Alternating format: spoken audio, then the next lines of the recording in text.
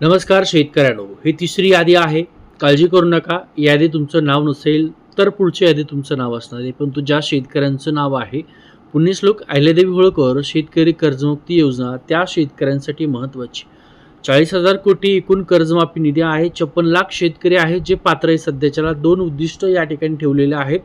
पहिली यादी 533 शेतकरी, दुसरी यादी 61,900 शेतकरी, तिसरी यादी 16,096 शेतकरी, टोटल 17,58,432 शेतकरी पात्र आहेत. 39 लाख शेतकरी आहेत ज्या शेतकऱ्यांची अद्याप प्रतीक्षेमध्ये आहेत, त्यांचं नाव या पात्र यादीमध्ये आलेलं नाही आहे. तुमचं नाव आले नसेल तर घाबरण्याचं कारण अजिबात नाही आहे. अजूनही बहुतांश शेतकरी आहेत त्या शेतकऱ्यांची नावं येणं बाकी आहे. प्रत्यक्ष यादी म्हणजे वेटिंगच्या लिस्टमध्ये आहे त्या शेतकऱ्यांच्या महत्त्वाच्या सूचना आहे. 31 जुलैच्या नंतर पुढील टप्प्यातील आणि प्रत्यक्ष यादीतील शेतकऱ्यांच्या याद्या 31 जुलैच्या नंतर जाहीर होण्याची शक्यता त्या ठिकाणी आहे. कुणाला काय मिळणार आहे, पात्रता आणि लाभाचे स्वरूप जर पाहिलं असेल तर जो थकीत कर्जदार आहे 30 सप्टेंबर 2025 रोजी कर्ज थकीत होतं आणि 31 मार्च 2026 पर्यंत भरलं नाहीये असे जे शेतकरी आहेत त्यांना 2 लाख रुपयापर्यंत कर्जमाफी मिळणार आहे. नियमित परतफेड जे शेतकऱ्यांनी केली म्हणजे 22-23ला केली, 23-24ला केली आणि 24-25ला या तीनपैकी किमान 2 वर्षे कर्जाची जर नियमित परतफेड केली असेल तर चालू बाकी आहे अशा शेतकऱ्यांना 50,000 रुपये सरकार प्रोत्साहन अनुदान त्या ठिकाणी देणार आहे.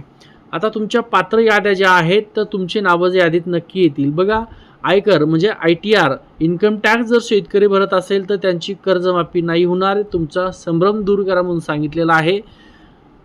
शून्य म्हणजे जर 0 ITR केवळ कर्ज किंवा व्यवसायासाठी उत्पन्न दाखवलं आहे पण कर भरला नाही असे शेतकरी असतील तर ते पात्र आहेत, त्यांचं यादीमध्ये नाव येणार आहे. परंतु त्यांनी जर इन्कम टॅक्स भरला आहे, रक्कम शून्य रक्कम नाही आहे, जास्त रक्कम भरली असेल तर असे शेतकरी पात्र आहेत. योजनेतून त्या ठिकाणी त्यांना वगळण्यात आलेलं आहे. बँक सोसायटी लॉग इनवर डाउनलोड झालेल्या याद्या गावातील व्हॉट्सअप ग्रुपवर मिळतील. आपले सरकार सेवा केंद्रात जाऊन तुमच्या गावची संपूर्ण यादी पाहता येईल. आता सगळीकडे उपलब्ध आहे. शिवा म्हणजे CSC पोर्टलला जायचं, तुम्हाला तुमचा आधार नंबर टाकून थेट तुमचं नाव तपासायचं आहे. नाव जर यादीत आलं असेल तर अभिनंदन, पण पैसे थेट तुमच्या खात्यात येणार नाही आहे. KYC बंधनकारक आहे. केवळ KYC प्रक्रिया पूर्ण झाल्याच्या नंतरच कर्जमाफीची रक्कम शेतकऱ्यांच्या खात्यावर जमा केली जाईल असं म्हटलेलं आहे. आता नाव तपासायचं आहे CSC सेंटरला जाऊन, किंवा तुम्ही जर पाहिलं असेल व्हॉट्सअपच्या सगळ्या ग्रुपला गावने ही यादी जाहीर झालेली आहे. KYC पूर्ण करा. नाव असल्यास त्वरित KYC पूर्ण करा, त्याशिवाय लाभ तुम्हाला मिळणार नाही. वाट पहा. नाव नसेल तर घाबरू नका. 31 जुलैच्या नंतर पुढील याद्यांची प्रतीक्षा त्या ठिकाणी होणार. जे शेतकरी असतील, जे शेतकरी अजूनही वाट बघतायत की आमचं त्या ठिकाणी नाव आलं नाही, काळजी करू नका. तुम्ही पात्र आहात, तुमचं नाव आलेलं यादीमध्ये तुम्ही पाहिलेलं आहे. परंतु अनेक शेतकरी आहेत ज्या शेतकऱ्यांचे तुम्ही पाहिलं असेल तर यादीमध्ये जी काय रक्कम आहे थकीत कर्जाची ती वेगळी रक्कम दाखवते.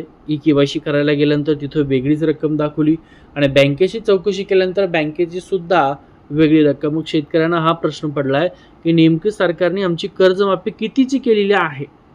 उदाहरणादाखल एका शेतकऱ्याचं कर्ज त्यांनी जर पाहिलं बँकेत जाऊ तर 1,82,000 आहे आणि इकडे कर्ज खात्यामध्ये लिस्टमध्ये दाखवलं 1,33,000 दाखवतोय आणि त्याने KYC करायला गेला तर तिथं 1,52,000 दाखवतोय. म्हणजे हा नेमका फरक कशाचा आहे त्या संदर्भात सुद्धा सहकार आयुक्त आहेत त्यांनी सुद्धा त्याचं स्पष्टीकरण दिलेलं आहे की जी काय कर्जमाफी तुमची झालेली आहे की दाखवली आहे ती फक्त तुमची जी काय थकीत रक्कम आहे ती रक्कम दाखवलेली आहे. त्यामुळे याच्यावर सुद्धा सरकारने लवकरच नेमकी कशा प्रकारे ही रक्कम दिलेली आहे किंवा दाखवलेली आहे आणि तुमचं जे काय कर्ज आहे आता तुम्ही KYC केल्यानंतर पूर्ण नील होणार आहे का 2 लाखापर्यंत शेतकऱ्यांच्या कर्जासंदर्भात ते सुद्धा जाहीर करणं गरजेचं आहे. तर शेतकरी बंधूंनो, शक्यता आहे जे काय तुमचं कर्ज आहे KYC केल्याच्यानंतर 2 लाखापर्यंत ते कर्ज तुमचं माफ होणार आहे. तरी पण 1-2 दिवस अजून वेट करा. KYC करायला धडपड करू नका, ठीक आहे. त्यानंतर सरकार स्पष्टीकरण करेल आणि मग KYC करा. व्हिडिओ आवडला तर सर्व शेतकऱ्यांपर्यंत शेअर करा.